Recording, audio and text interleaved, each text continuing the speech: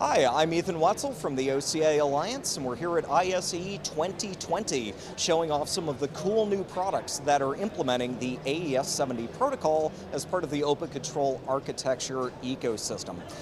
And one of the really exciting new products that we've got this year is the Smart Pi system.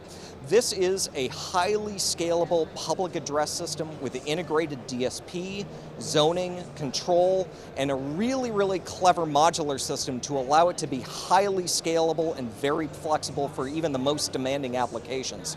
One of the most unique features about this, though, is the very clever web-based user interface that's been put together to enable all of the configuration, all of the control and operation of the system from a cross-platform, very flexible, and very intuitive user interface.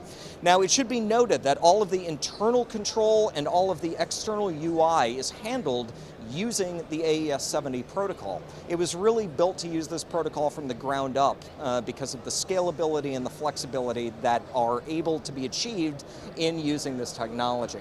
So one more member to the ecosystem, and we're very happy to welcome them in.